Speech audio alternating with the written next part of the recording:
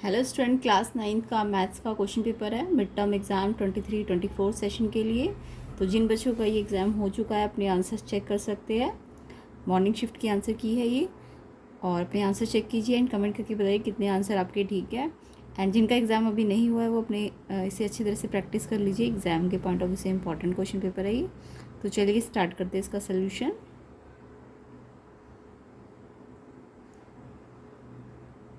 तो ये इसका सेक्शन ए है। इंग्लिश मीडियम को मैं डिस्कस करूँगी, अपने आंसर आप मैच कर लेना हिंदी मीडियम वाले।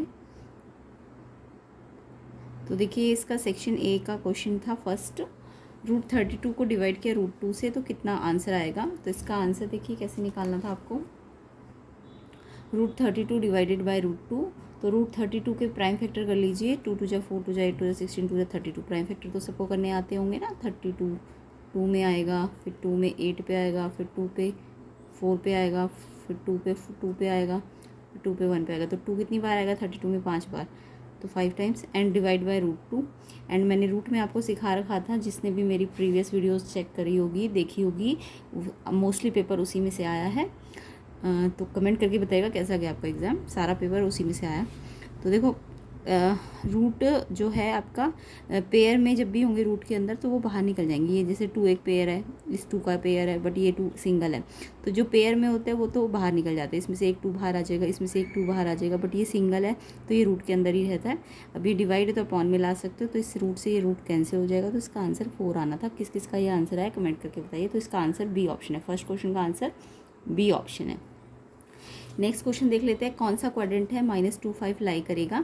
तो देखो -2 5 का क्वाड्रेंट वाला क्वेश्चन भी मैंने करा रखा था आपको। फर्स्ट क्वाड्रेंट प्लस प्लस होता है, सेकंड माइनस प्लस होता है, एंड थर्ड माइनस माइनस होता है, फोर्थ क्वाड्रेंट प्लस माइनस होता है। तो ये माइनस प्लस है तो माइनस प्लस देखो सेकंड क्वाड्रेंट होता है। तो सेकंड का आंसर सेकंड क्वाड्रेंट आना था। बी ऑप्शन इसका करेक्ट होगा। नेक्स्ट क्वेश्चन देख लेते हैं। अ ट्राइंगल है sides as 20 centimetre, 28 centimetre, 24 centimetre. इसका सेमी पेरीमीटर निकालना था। मैंने आपको सिखा रखा था सेमी पेरीमीटर पेरीमीटर का हाफ कर देते। तो पहले पेरीमीटर निकाल लीजिए प्लस करके, एंड फिर आप 2 से डिवाइड कर देना। तो पेरीमीटर A + B + C, यानी कि सेमी पेरीमीटर आप पेरीमीटर डिवाइड बाई 2 होता है। तो पेरीमीटर तो तीनों को साइडों को टोटल करके आएगा ना, तो उसको 2 से डिवाइड कर दीजिए। तो साइड्स आपको गिवन थी और अपॉन में 2, तो इसका टोटल करोगे तो उस पेरीमीटर 72, उसका आधा कर दीजिए 36, जो कि आपका आंसर सी ऑप्शन में है। तो सी ऑप्शन थर्ड क्वेश्चन का आंसर है। ओके, नेक्स्ट क्वेश्चन देख लेते हैं। Question number 4, a linear equation in 2 variable has solution. तो एक लीनियर इक्वेशन के कितने सोल्यूशन होते हैं, ये भी मैंने आपको, अगर आपने जस्ट मेरी प्रीवियस वीडियो देखी होगी, सारे क्वेश्चन उसमें से ही आए हुए हैं। तो आई होप देखा हो आपने, एंड कमेंट करके बताइए कैसा गया एग्जाम। तो a linear equation in 2 variable has dash solutions. तो एक लीनियर इक्वेशन के कितने सोल्यूशन होते हैं। तो मैंने बताया था अगर एक सिंगल लीनियर इक्वेशन है तो उसके बहुत सारे सोल्यूशन हो सकते हैं। तो इसका आंसर था इनफाइनाइट सोल्यूशन। तो फोर्थ क्वेश्चन का आंसर क्या है, डी ऑप्शन, इनफाइनाइट सोल्यूशंस। ठीक है, अब फिफ्थ क्वेश्चन देख लेते हैं। एक ट्राइंगल ABC है, इसमें एंगल AT है एंड साथ में AB BC के इक्वल है। एंगल C की क्या वैल्यू होगी। तो ट्राइंगल ABC बना लो, एंगल A बना लो, और AB BC के इक्वल है।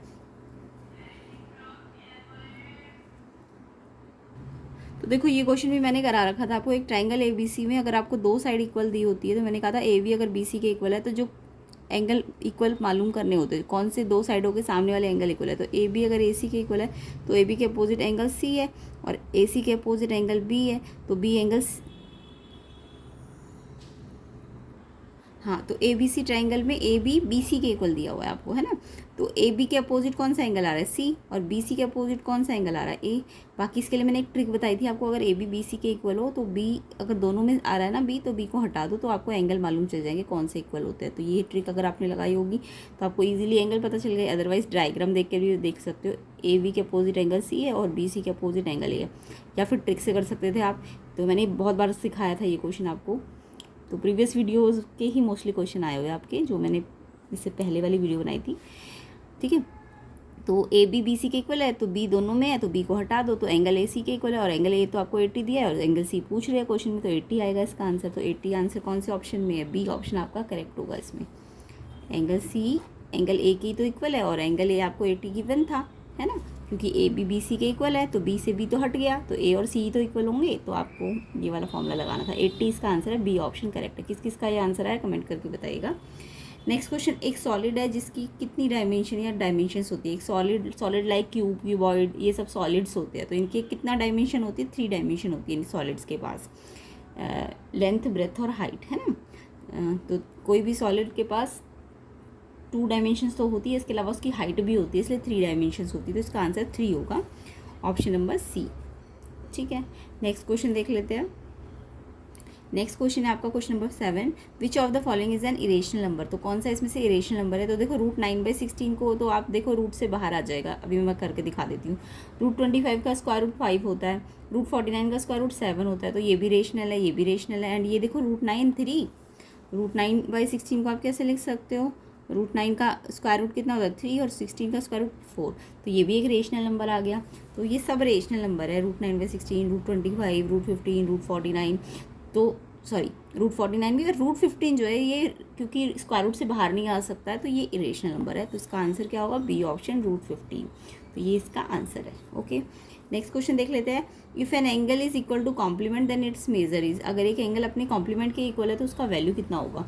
तो देखो अगर एंगल अपने कॉम्प्लीमेंट के ही इक्वल है, क्वेश्चन नंबर 8, तो अगर मान लो वो एंगल एक्स है, तो अब अपने कॉम्प्लीमेंट के इक्वल है, तो दूसरा कॉम्प्लीमेंट भी उसका एक्स ही होगा, और दोनों का टोटल कॉम्प्लीमेंट्री एंगल है, तो इनका सम कितना होना चाहिए, 90 होना चाहिए। तो दोनों एंगल आप आपस में इक्वल है ना, एक अगर एक्स है तो उसका कॉम्प्लीमेंट 90 - x होता है, बट ये बोला कि जो वो नंबर है ना वो कॉम्प्लीमेंट भी वही है, तो अब एक्चुअल में इन दोनों का सम कॉम्प्लीमेंट है तो 90 होना चाहिए। तो x 2x 90, तो x की वैल्यू कैसे आएगी, 2 को डिवाइड कर दीजिए तो 45 डिग्री आंसर आ जाएगा, यानी कि 45 डिग्री अपने कॉम्प्लीमेंट की क्या होता है, इक्वल होता है, तो ए ऑप्शन इसका करेक्ट है। तो इसका आंसर क्या आएगा, 45, ए ऑप्शन। नेक्स्ट क्वेश्चन, पूजा ने एक लाइन ड्रॉ की passing through the point ABC, जो उसकी लाइन थी ABC से पास हो रही थी। मोनिका ने भी एक लाइन ड्रॉ करी, वो पास कर रही थी B और C से, तो कौन सी स्टेटमेंट है लाइन के बारे में जो उन्होंने ड्रॉ करी। तो देखो यहाँ पे अगर जो पहली है मोनिका ने तो ABC 3 पॉइंट से एक लाइन ड्रॉ कर दी, और जो दूसरी वाली थी पूजा, पहले पूजा ने ABC 3 पॉइंट लिए, ABC इससे एक लाइन ड्रॉ कर ली, और फिर जो मोनिका थी उसने B और C से ही लाइन ड्रॉ कर ली। तो देखो B और C वाली लाइन इसी लाइन के ऊपर तो आई है ना। तो यानी कि लाइंस कैसी है, जब एक लाइन दूसरी लाइन के ऊपर आ जाए तो कोइंसाइड होती है। लाइंस कैसी होती है, कोइंसाइड।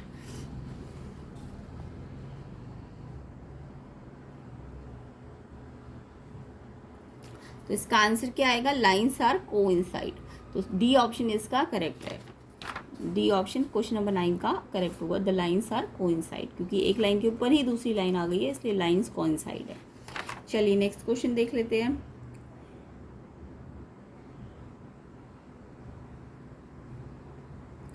तो 10th क्वेश्चन है आपका, द वैल्यू ऑफ 125 की पावर -1/3 किसके इक्वल है। तो इसे कैसे सॉल्व करना था, देखिए 125 पे -1/3 पावर है, तो यहाँ पे आपको मैंने बताया था कि जब भी फ्रैक्शन वाला पावर हो तो आप इसको फैक्टराइज करके इसको पावर में चेंज करोगे, बट पहले तो नेगेटिव पावर है, उसको नेगेटिव को जब भी नेगेटिव पावर हो ना, तो इसको पॉजिटिव करने के लिए पावर को हमें बेस को क्या करना पड़ेगा, उल्टा करना पड़ेगा। नेगेटिव पावर जहाँ भी आ जाए तो आपको इसे पॉजिटिव अगर करना है, -1/3 को 1/3 करना है, तो इस बेस को पहले रेसिप्रोकल कर दो। 125 का रेसिप्रोकल 1/125 होता है, क्योंकि इसके नीचे 1 है ना, तो इसको उल्टा करो, 1 ऊपर आ जाएगा, 125 नीचे। अब देखो 1/125 ये पावर फ्रैक्शन में है, तो इस 125 के प्राइम फैक्टर कर लो, 5 की पावर 3 होता है ना, 125 5 × 5 × 5, 5 की पावर 3, और 1 भी 3 बार 1 ही आएगा, तो 1/5 पे आप 3 पावर लगा सकते हो, इसको ऐसे करके आप लिख सकते हो। और यहाँ 3 और ये 1/3 है, जब सामने सामने पावर होगी तो मल्टीप्लाई हो जाएगी, तो कट जाएगा, तो 1/5 की पावर 1, यानी इसका आंसर 1/5 आएगा, जो कि ऑप्शन नंबर सी है इसका आंसर। तो इसका आंसर आपका सी ऑप्शन है, 1/5। नेक्स्ट क्वेश्चन देख लेते हैं, the 2 straight line ABCD cut each other at O, angle BOC 50 है, एंगल BOD फाइंड करना है। तो पहले AB और CD 2 लाइन्स है, एक AB लाइन है और एक CD लाइन है। अब ये दोनों कहाँ पे काट रही है, O पे काट रही है, और आपको ना BOC दिया हुआ है, BOC ये वाला एंगल दिया हुआ है, ये वाला एंगल 53 है, ठीक है, ये वाला एंगल 53 है, और आपको निकालना कौन सा है, BOD ये वाला। अगर देखो दो इंटरसेक्टिंग लाइन की बात करें, तो अगर ये एंगल पता है 53, तो इसका वर्टिकली कौन सा होता है, ये वाला, तो ये भी 53 हो जाएगा। बट आपको वर्टिकली नहीं निकालना, आपको तो इसके साथ जुड़ा हुआ निकालना है, ये वाला। तो ये वाला जब निकालना हो तो लीनियर पेयर लगाते हैं, ये प्लस ये 180, क्योंकि एक लाइन है ना, लाइन में एक एंगल पता है और ये निकालना है आपको, तो ये पता है, ये निकालना है, तो इनका सम कितना होगा 180। तो BOC तो आपको 53 दिया था, BOD आपको निकालना था, तो BOD निकालने के लिए 53 को वहाँ ले आके माइनस कर दो, तो माइनस करके ये 127 आएगा, जिसका आंसर बी ऑप्शन होगा। तो किस किस का आंसर बी ऑप्शन आया कमेंट करके बताइएगा। तो इसका आंसर आपका 127 डिग्री आएगा। Next question, the area of equilateral triangle 16√3 the side of triangle. ये क्वेश्चन भी मैंने बहुत बार करा रखा था आपको। एरिया ऑफ इक्विलेटरल ट्राइंगल का फॉर्मूला क्या होता है मैंने आपको समझाया था, √3/4 इंटू साइड का स्क्वायर। इक्विलेटरल जिसकी तीनों साइड बराबर हो तो उसका एरिया होता है √3/4 इंटू साइड का स्क्वायर। आपको एरिया गिवन है क्वेश्चन में 16√3। आप 16√3 को इसके बराबर रख दो तो √3 से √3 कट सकता है ना, क्योंकि ये भी मल्टीप्लाई में और ये भी मल्टीप्लाई में, तो काट सकते हो आप। चाहे तो आप यहाँ से डिवाइड में ले आओ फिर काट देना। अब ये आपको साइड स्क्वायर यहीं रखना है। ये 4 को डिवाइड में नीचे है तो इधर आएगा तो ऊपर आ जाएगा मल्टीप्लाई में। अब ये 16 × 4, अब यहाँ से स्क्वायर हटेगा तो इस पर रूट लग जाएगा। सबको पता है यहाँ से स्क्वायर हटता है तो यहाँ रूट लग जाता है। रूट को कैसे सिंप्लीफाई करना सिखाया था आपको, इसके प्राइम फैक्टर कर लो, 2 × 4 = 8 × 16 और 4 के भी प्राइम फैक्टर कर लो, तो इससे साइड निकल जाएगी आपकी। अब देखो किस किस के पेयर बन रहे हैं, इस 2 के पेयर बन रहे हैं, इस 2 के पेयर बन रहे हैं, इस 2 के पेयर बन रहे हैं। इस पेयर में से एक नंबर आ जाएगा, इसमें से एक बाहर आ जाएगा, इसमें से एक, तो रूट हट जाएगा, तो साइड आ जाएगी आपकी 8 सेंटीमीटर। किस किस का आंसर आया कमेंट करके बताइए। सी ऑप्शन इसका आंसर है, 8 सेंटीमीटर आंसर है इसका। नेक्स्ट क्वेश्चन, AB QR के इक्वल है, BC PR के इक्वल है, एंगल BR के इक्वल है। तो आपको पूछा था कौन सा ट्राइंगल कॉन्ग्रेंट है। तो देखो पहले डायग्राम अगर मैं बनाऊँ तो देखो ABC को अगर मैंने ऐसे बना दिया इस ट्राइंगल को, अब AB किसके बराबर है, QR के। तो अगर AB यहाँ है ना, यहाँ पे, तो इसका QR भी ऐसे ही बनाओ इसी साइड पे। अगर AB QR के बराबर तो QR को भी ऐसे बना दो। फिर BC PR, BC इसकी इधर बनाई है ना मैंने, तो BC के साथ ही PR वाली लाइन भी ऐसी बना दो, तो ऑब्वियसली AC QP के इक्वल हो जाएगा, है ना। अब आपको दिख रहा है कि अगर मैंने इसको ऐसे नाम लिखा ना, क्योंकि इसका ये साइड इसके बराबर है, ये साइड इसके बराबर है, तो अगर मैंने इसको नाम ABC ऐसे लिखा, 1 कट से डबल कट पे ABC, तो इसको भी ऐसे लिखना पड़ेगा ना। ABC को ऐसे लिखा तो इसको कैसे लिखना पड़ेगा, QRP। तो ये वाला ट्राइंगल कॉन्ग्रेंट होना चाहिए, बट ये आपके ऑप्शन में नहीं है कहीं भी। ABC PQR दिया हुआ है, तो ये वाला तो ऑप्शन नहीं है ना। तो आप कोई और ऑप्शन देखो। देखो अब ऐसे साइडों को मिला लो, इसकी AB तो इसकी PQ आई है, जबकि AB के साथ तो QR आना चाहिए ना। इसमें AB कॉरस्पॉन्डिंग साइड मिलाओ, AB है और इसमें PQ है, जबकि AB के साथ तो QR आना चाहिए, तो ये ऑप्शन तो गलत हो जाएगा। इसकी CB आई है तो इसकी कॉरस्पॉन्डिंग क्या आई है, PR। CB PR, yes, CB के साथ कौन सी कॉरस्पॉन्डिंग आ रही है, PR। तो CB और PR ठीक है ना, तो ये आंसर हो जाएगा। इसका आंसर बी ऑप्शन होगा, ये वाला ट्राइंगल कॉन्ग्रेंट है। तो कॉन्ग्रेंसी में नाम हमेशा ध्यान रखना, कॉरस्पॉन्डिंग साइड से इक्वल करके लाया करो। जैसे AB के कॉरस्पॉन्डिंग QR आना चाहिए था, तो देखो AB के कॉरस्पॉन्डिंग QR आ रहा है ना इसमें, और CB के कॉरस्पॉन्डिंग क्या आनी चाहिए थी, PR। तो यानी कि कॉरस्पॉन्डिंग साइडें बराबर होगी, वही वाले ट्राइंगल का नाम सही से लिखा जाएगा। तो ये इसका आंसर है बी ऑप्शन। चलिए नेक्स्ट क्वेश्चन देख लेते हैं। Question number 14, if 20 is a solution of equation this and then value of. ये क्वेश्चन तो मैंने एग्जैक्ट सेम टू सेम कराया था, मतलब मोस्टली क्वेश्चंस मैंने कराए हुए थे एक दिन पहले ही। तो आपने अगर प्रैक्टिस की होगी तो आई होप कमेंट करके बताएगा कैसा गया आपका एग्जाम। मेरे हिसाब से तो बहुत ईजी पेपर आया है। तो if 20 is a solution of equation, तो आपको मैंने कहा था जब भी ये पॉइंट दिया हो तो ये x होता है, ये y होता है, और इसको आपने यहाँ पुट करना है तो k की वैल्यू निकल जाती है। तो यहाँ पे हमने ये जो पॉइंट दिया हुआ है आपको 20 पॉइंट दिया था, ये x है और ये y है। हमेशा आगे x होता है बाद में y होता है। तो ये x पॉइंट यहाँ रख दो, इसकी जगह 2 और y की जगह 0 रख दो। तो इसको सॉल्व कर लो, 2 × 4, ये तो 0 बन जाएगा क्योंकि ये मल्टीप्लाई हो रहा है। तो 4 = k की वैल्यू कितनी आ जाएगी, 4, जो कि आपका आंसर डी ऑप्शन होगा। तो एग्जैक्ट यही क्वेश्चन मैंने आपको करा रखा था। नेक्स्ट क्वेश्चन देख लो, which of the following is equal to x। इसमें से कौन सा है जो x के इक्वल आ जाए। तो आपको सबको सिंप्लीफाई कर करके देखना था और x के इक्वल देखना था कौन सा आएगा। तो देखो ये तो हमारा x की पावर 13/7 माइनस x की पावर 6/7। माइनस के साथ तो कोई एक्सपोनेंट का रूल लगता ही नहीं। अगर यहाँ माइनस है तो x मतलब बेस अगर सेम भी है तो भी कोई फ़ायदा नहीं है, क्योंकि ये x पे 13/7 पावर है और ये x में 6/7 पावर है। माइनस तो हो नहीं पाएगा, अनलाइक टर्म्स है। प्लस माइनस तभी होगा जब लाइक टर्म्स होते हैं। तो अनलाइक टर्म्स है ना, इसमें x की पावर मान लो 5 है और एक में x की पावर 3 है, तो क्या आप प्लस माइनस कर सकते हो, नहीं कर सकते हो ना। ये अलग टर्म है, ये अलग टर्म है, लाइक टर्म नहीं है। प्लस माइनस में आपको लाइक और अनलाइक देखना होता है। अगर अनलाइक है तो फिर माइनस नहीं होगा, तो इसका तो बिल्कुल भी सॉल्व ही नहीं होगा, ऐसे ही रहेगा। इसको देखो, अब देखो इसमें बहुत सारे एक्सपोनेंट है। एक एक्सपोनेंट इसमें 3 है, फिर इसमें एक एक्सपोनेंट ये वाला रूट है। रूट का मतलब कितना होता है, रूट एक्सपोनेंट हटता है ना तो हाफ लग जाता है। जब भी रूट हटता है, ये वाला अंदर वाला रूट हटेगा तो इसमें हाफ बाहर आ जाएगा पावर में। और फिर एक पावर 2/3 भी है, और फिर एक बड़ा पावर भी है। तो यानी कि कितने एक्सपोनेंट है इसके अंदर, 1 2 3 और एक 4। तो पहले 3 है और फिर ये छोटा रूट है तो हाफ है ना, रूट का मतलब हाफ पावर होता है। फिर ये 2/3 भी है और फिर हाफ बड़ा वाला भी है हाफ। अब ये सारे एक्सपोनेंट आपस में मल्टीप्लाई हो जाएंगे तो 2 से 2 कट गया, 3 से 3, बट हाफ एक्सपोनेंट बच गया, यानी कि रूट एक्स आएगा इसका आंसर। तो एक्स तो नहीं आएगा ना, तो ये ऑप्शन तो हो नहीं सकता। सेम ऐसी थर्ड ऑप्शन को करो, देखो इस पर कौन कौन सी पावर है, इसमें 3 है, फिर हाफ है, फिर 4/3 और फिर हाफ है। तो सबका पावर को यहाँ ले आओ, पहले 3 पावर है ये रही, और फिर ये रूट है तो हाफ पावर है, फिर ये 4/3 पावर है, फिर बड़ा रूट है तो फिर हाफ पावर है। अब ये सारे एक्सपोनेंट आपस में क्या हो जाएंगे, मल्टीप्लाई हो जाएंगे। तो ये इससे कट जाएगा, 2 2 जा 4, फिर ये 3 कट जाएगा, फिर ये 2 भी कट जाएगा, तो यहाँ पे एक्स पे कुछ भी पावर नहीं बचेगी, 1। तो इसका आंसर एक्स आ जाएगा। तो ये वाला ऑप्शन आपका ठीक है, क्योंकि एक्स लाना था ना, तो आपने इसको सिंप्लीफाई किया तो ये एक्स के बराबर आ रहा है। इसको भी चेक कर लेते हैं, बट ये नहीं आएगा एक्स के बराबर। तो ये एक्स और एक्स, ये मल्टीप्लाई में एक्सपोनेंट के रूल लग सकते हैं। एक्स और एक्स एक बार लिख दो, बेस को एक बार लिख दो, और पावर को इनटू में क्या करते हैं, प्लस करते हैं।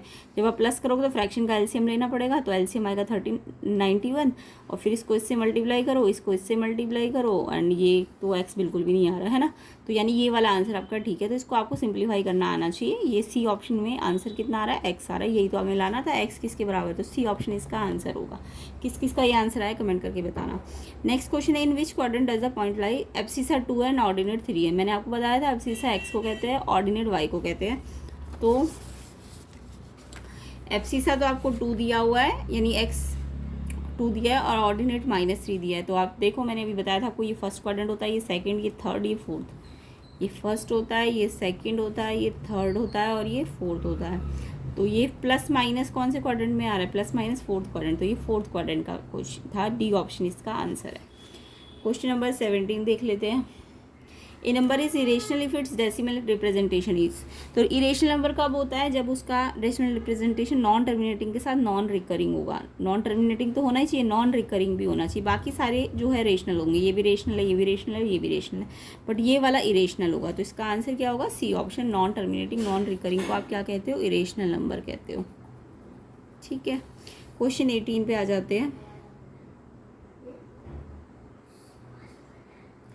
क्वेश्चन 18 है आपका, the triangle made by 2 intersecting lines are shown in the figure, what additional information is required to prove triangle P Q R congruence triangle M Q N.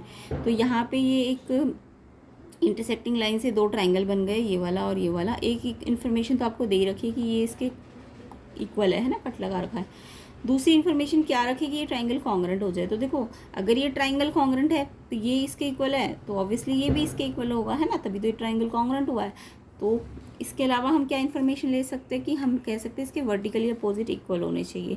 तो वर्टिकली अपोजिट कैसे, कहाँ पे बन रहे हैं देखो, और ध्यान रखना इसके कॉरस्पॉन्डिंग भी होना चाहिए। तो NQM PQR, NQM, इसको अगर मैंने NQM लिखा है तो इसको RQP लिखना चाहिए। यस, ठीक है ना, इसको NQM लिखा है तो इसको या तो RQP लिख दो या PQR। तो ये वाला ऑप्शन ठीक है, क्योंकि ये वाला ऑप्शन देखोगे तो QPR, ये वाला एंगल, QNM इस वाले एंगल की, ये तो बिल्कुल गलत है। ये वाला इसके थोड़ी ना इक्वल होगा, इस या तो ऐसे मैचिंग कर लो, QPR, इसका QPR P बीच में आया है, तो इसका P बीच में आया है अगर, तो इसके हिसाब से M बीच में आना चाहिए, जबकि यहाँ N बीच में आया है ना। तो ये वाला तो बिल्कुल गलत है, तो ये वाला ठीक है, ए ऑप्शन इसका करेक्ट है। यानी वर्टिकली अपोजिट वाला जो है, इसमें इन्फॉर्मेशन चाहिए ताकि ये कॉन्ग्रेंट हो जाए, क्योंकि ये वाली इन्फॉर्मेशन के हिसाब से तो एंगल PN के बराबर हो रहा है, जबकि हमको P को किसके बराबर करना है, Q के बराबर करना था। तो ये तो बिल्कुल गलत है ना। तो इसका आंसर क्या होगा, C option, A option, sorry, question 18 का। Next question number 19, assertion reason देख लेते हैं। In the given figure angle AOD 70 है, ये वाला 70 है और ये वाला 110 है। क्या ऐसा पॉसिबल है? देखो, ये तो लाइन इंटरसेक्ट है, तो ये तो इसके क्या होना चाहिए, इक्वल होना चाहिए ना, वर्टिकली अपोजिट होना चाहिए। जबकि ये बोल रहा है AOD 70 और ये 110 है, तो वर्टिकली तो इक्वल होने चाहिए थे, तो ये तो गलत इन्फॉर्मेशन दी है। तो यानी कि ये तो AOD और VOC बराबर होने चाहिए थे, वर्टिकली अपोजिट है ना, क्योंकि ये तो ये एजर्शन गलत है, बट रीज़न ठीक कह रहा है कि vertically opposite angle are equal, reason ठीक है। तो इसका आंसर इसलिए डी ऑप्शन होगा। जब एजर्शन गलत हो, रीज़न ठीक हो, तो आंसर डी ऑप्शन होगा। क्वेश्चन 20 देख लेते हैं। एजर्शन है, these are infinite, there are infinite number of line which passes through 2 8। तो मान लो एक पॉइंट है 2 8, ठीक है, यहाँ से कितनी लाइन जा सकती है आप खुद सोचो। एक पॉइंट से ये लाइन भी जा सकती है, ये लाइन भी जा सकती है, ये लाइन भी जा सकती है, तो एक पॉइंट से इनफाइनाइट लाइन जा सकती है, ए ऑप्शन है इसका, मतलब एक पॉइंट से इनफाइनाइट लाइन जा सकती है। यही तो कह रहा है कि ये पॉइंट है, इससे बहुत सारी लाइन जा सकती है। यस ट्रू एजर्शन, ठीक है। और रीज़न कह रहा है एक लीनियर इक्वेशन दो वेरिएबल की इनफाइनाइटली मैनी सोल्यूशन है। इसी कारण से कोई भी लाइन है ना, उसके ना क्या होते हैं, बहुत सारे सोल्यूशन हो सकते हैं, क्योंकि एक पॉइंट से बहुत सारी लाइन जाती है ना। तो ये पॉइंट